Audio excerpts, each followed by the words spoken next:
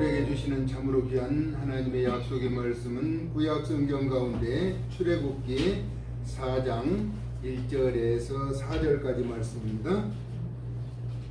우리 한 목소리로 합독합니다.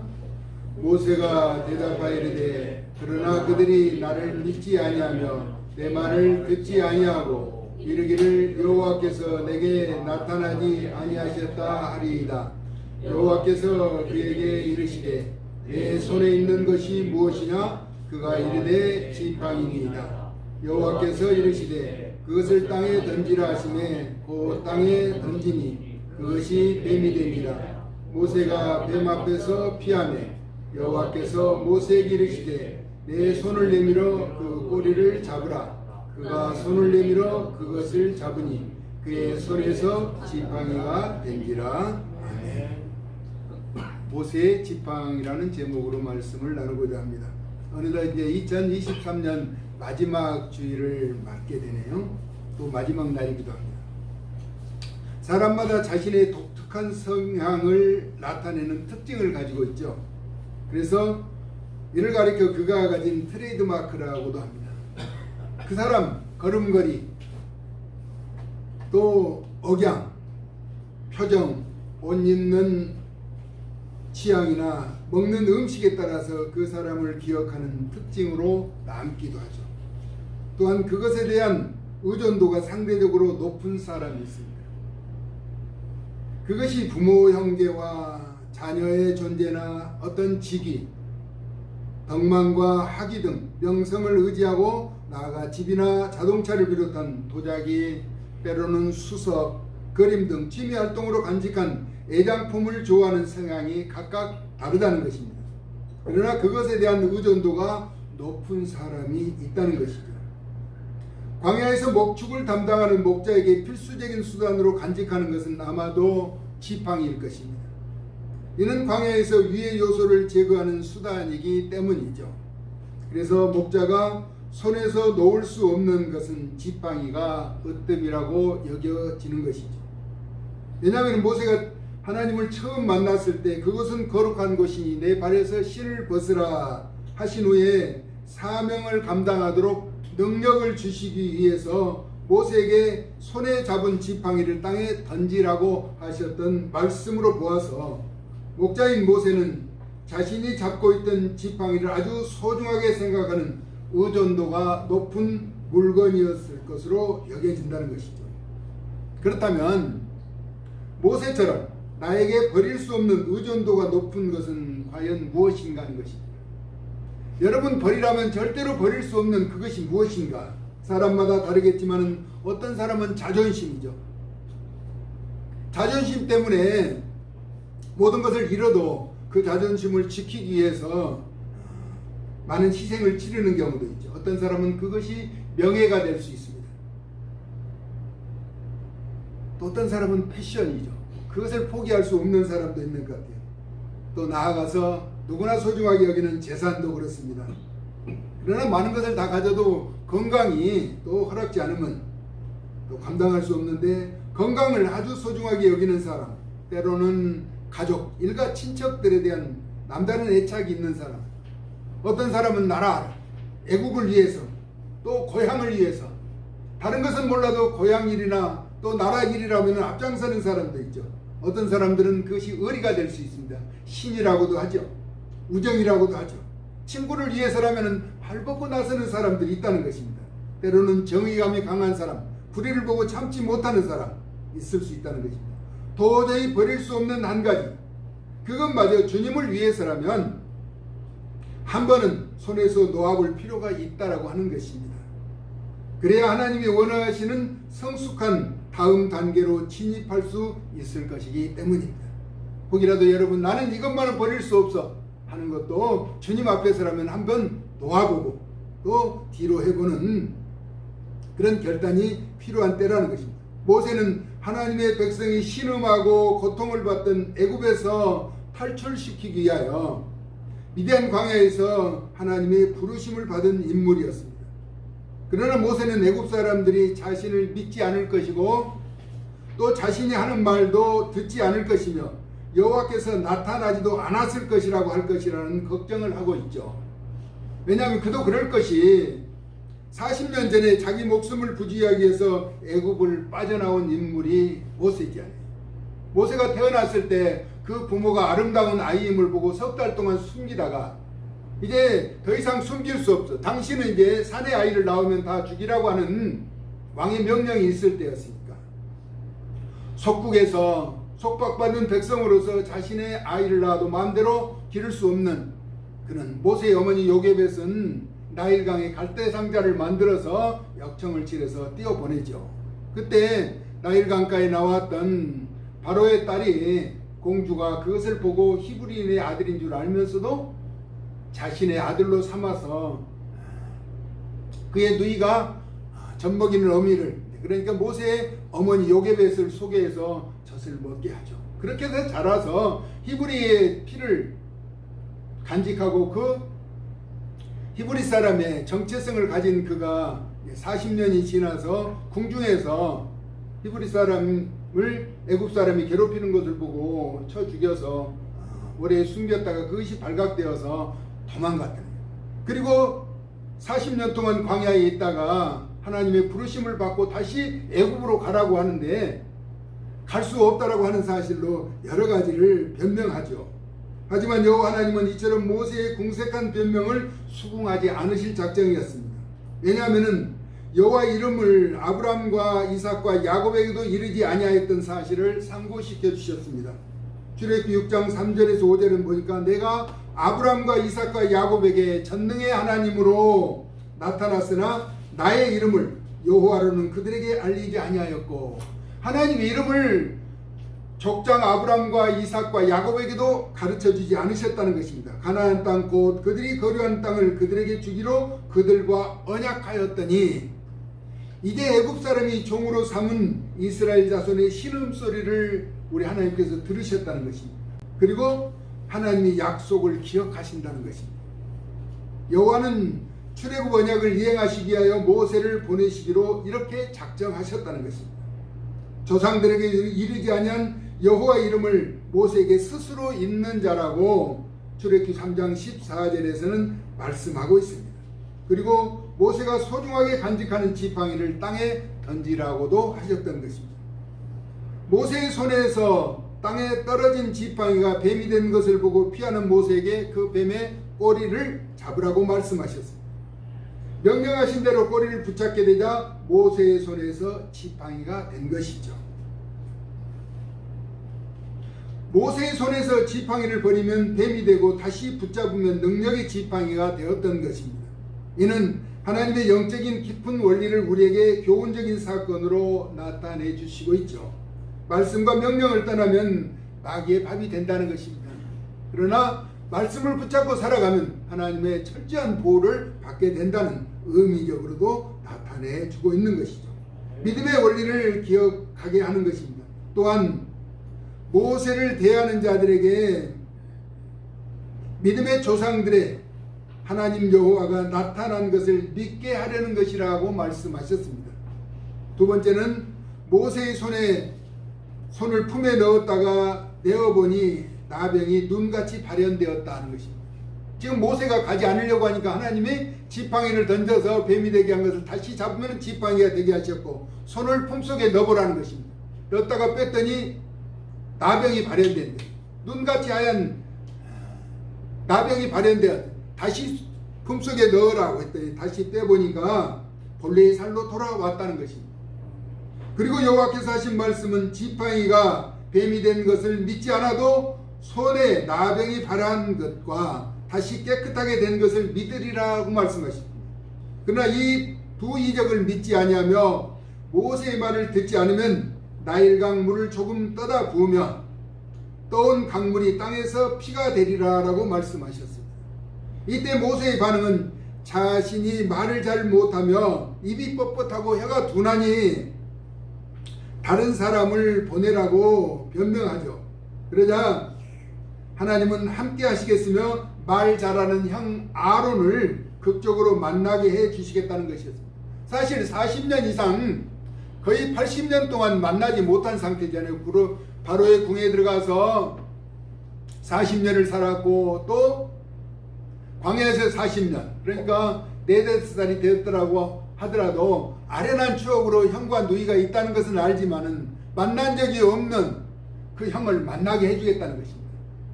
모세는 입이 뻣뻣하고 혀가 둔해서 말을 잘 못하지만은 그의 형 아론은 말 잘하는 사람인 것을 하나님께서 아시고 그를 붙여주시겠다는 것입니다. 사람은 한 가지를 믿지 않으면 여러 가지를 보여주어도 믿지 않으려는 성향이 있다는 것입니다. 사람은 그렇습니다. 신뢰를 하면 무엇을 이야기해도 믿지만은 믿지 않는 사람은 콩으로 메주를 써도 믿지 않는다는 이야기처럼 믿지 않으려고 한다는 것입니다. 바로의 경우 우리가 잘 아는 것처럼 10가지 재앙을 만나고서야 항복하고 그 후에 다시 죽여가는 악한 모습을 보여주고 있죠. 하지만 우리 여호와 하나님은 자신이 계획하신 일을 철회하지 않으시고 반드시 이행하시는 분이라는 것입니다. 그러므로 우리도 모세가 잡고 있던 지팡이를 땅에 던져보자는 것입니다. 그것이 무엇이든지 쉽게 결정한 일은 아니겠지만 분명 결과는 다르게 나타날 것이라는 것입니다. 지도자 모세는 궁중에서 나온 지 40년이 지나서도 바로에 대한 두려움이 있었던 것이죠. 출애굽기 3장 11절에 보니까 모세가 여호와 하나님께 대답하기를 내가 누구이기에 바로에게 가며, 다른 자신은 바로의 궁에서 도망친 사람이라는 것이죠. 이스라엘 자손을 강대국 애굽에서 인도하여 내겠습니까? 라고 말하자 하나님의 대답은 출애굽기 3장 12절에 내가 반드시 모세 너와 함께 있으리라 라고 말씀하고 있습니다. 그리고 출애굽기 4장 12절에서는 이제 가라 여호와께서 모세의 입과 함께 있어 할 말을 가르치시겠다라고 말씀합니다. 입이 뻣뻣하고 혀가 둔해서 말 못한다는 그를 하나님이 함께 하시겠다고 가라고 명령하셨습니다. 이처럼 모세를 애굽에 보내어 이스라엘 백성을 구하고자 하시는 여호와 하나님의 단호한 입장을 알게 된 모세는 적진으로 나아가는 것이죠. 물론 바로의 완악함으로 인하여 이스라엘 백성을 출애굽시키는 일은 순탄치 않았던 것을 우리가 알 수 있습니다. 왜냐하면 바로가 순순히 물러나지 않았고 첫째 나일 강물이 변하여 피가 되고 마지막 애굽 사람의 모든 장자가 죽는 처참한 10가지 재앙을 겪고서야 항복한 것을 우리는 알고 있기 때문입니다. 모세에 이어서 아론이 바로 앞에 섰을 때 지팡이가 뱀이 되고 애굽 술사들이 던진 지팡이가 뱀이 된 것을 아론의 지팡이가 삼킨 것을 성경은 우리에게 기록하고 있습니다. 그래서 첫 번째 그 지팡이로 나일강을 쳤다는 것입니다. 아론이 던져서 뱀이 된 그 지팡이, 애굽의 술사들의 뱀이 된 그 지팡이를 먹었던 지팡이를 나일강에 친 것이 출애굽기 7장 20절에 기록되어 있습니다. 우리는 지금 모세가 던진 모세의 지팡이로 애굽의 강을 쳐서 물이 변하여 피가 된 것으로 알고 있는데 출애굽기 7장 20절에 보면은 아론의 지팡이를 사용하였습니다. 여호와 하나님의 명령에 순종하며 버렸던 지팡이의 위력이 현실로 나타나죠. 두 번째, 개구리의 재앙으로 출애굽기 8장 5절에서 6절에 아론의 지팡이를 강과 운하위에 펴게 하여 애굽의 온 땅에 개구리가 덮이게 한 것입니다. 세 번째, 아론의 지팡이로 땅에 티끌을 치니 티끌이 사람과 가축에 옮겨졌다는 사실이 출애굽기 8장 17절에 기록되어 있습니다. 네 번째, 파리의 재앙은 하나님의 말씀으로 재앙이 나타나게 하죠. 그리고 다섯 번째는 여호와의 손으로. 우리 하나님은 같은 방법으로 어떤 이적과 표적을 나타내지 않고 계신 것을 바랍니다. 여호와의 손으로 가축의 죽음, 다시 말하면 애굽의 가축의 죽음만을 나타내는 것이죠. 그리고 여섯 번째는 화덕의 재로 종기가 나게 하고, 일곱 번째는 우박으로, 여덟 번째는 메뚜기로, 아홉 번째는 모세의 손으로 흑암이 일게 하는 것을 바라봅니다. 모세의 지팡이는 여기에서 멈추지 않죠. 10가지 재앙이 멈추고 완악한 바로의 협박 항복으로 말미암아 430년의 긴 여정에 속박을 끝내고 수백만의 히브리 민족이 행렬을 지어서 나라가 되며 광야에 끝없이 이어지게 되는 것입니다. 그런데 광야를 지나던 이스라엘 앞에 홍해 바다가 막혀 있죠. 지금 이스라엘과 팔레스타인 전쟁 가운데 홍해가 계속 언급되고 있는 중요한 강이죠. 홍해가 앞을 가로막고 있기 때문에 나아갈 수 없는데 바로의 군대가 뒤에서 추격해 오는 위기의 상황을 맞게 됩니다. 그러자 백성들은 동요하죠.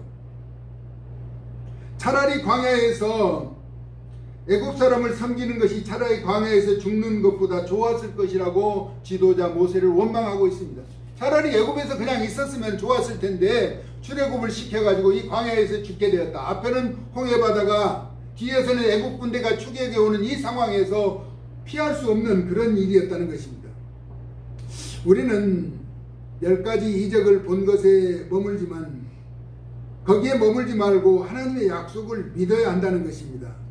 이때 모세는 백성들에게 두려워하지 말고 여호와께서 우리를 위해서 행하시는 구원을 보라. 여호와께서 싸우실 것이다. 너희는 가만히 있으라라고 출애굽기 14장 14절에 말씀하고 있습니다. 너희는 여호와 행하심을 보라는 것입니다.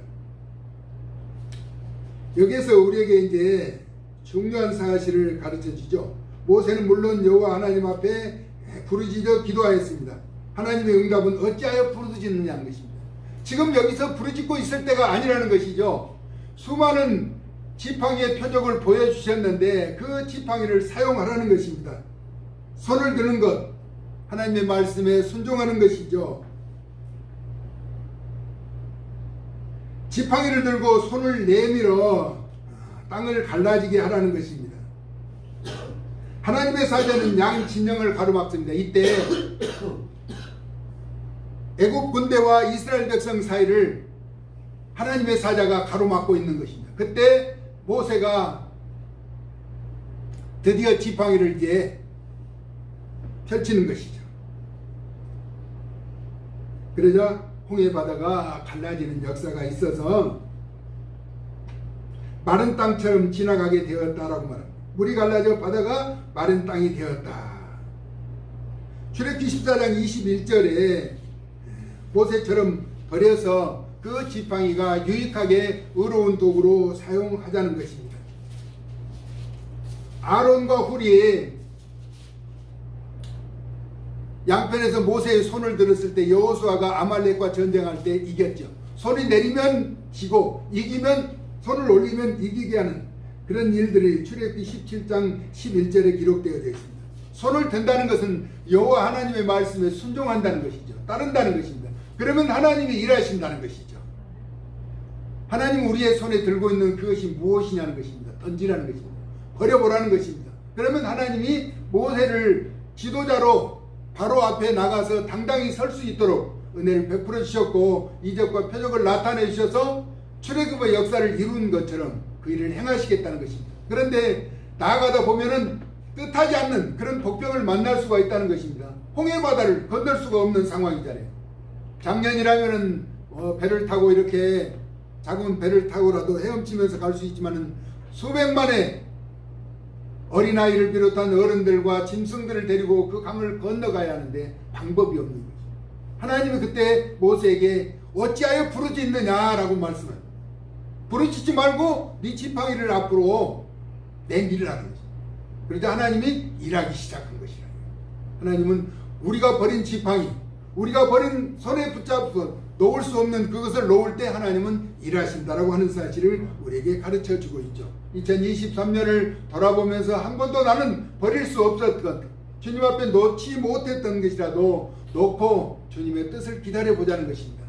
모세를 통해서 일하시면서 놀라운 이적과 표적을 나타내 주셨던 그 지팡이의 이력, 모세의 지팡이만 사용된 것이 아니라 아론의 지팡이도 사용하셨다는 사실을 성경은 우리에게 가르쳐 주고 있습니다. 누구든지 똑같다는 것이죠. 지도자만 아니라 누구든지 하나님 앞에 내가 버려야 할 것, 놓아야 할 것만 놓는다면 하나님은 일하시겠다는 것입니다. 능력이 하나님은 아까 찬송했던 것처럼 어제나 오늘이나 영원토록 동일하신 분이 우리 주님이라고 하는 사실을 한시도 잊지 말고, 우리 주님은 자신의 목숨을 내놓으셨잖아요.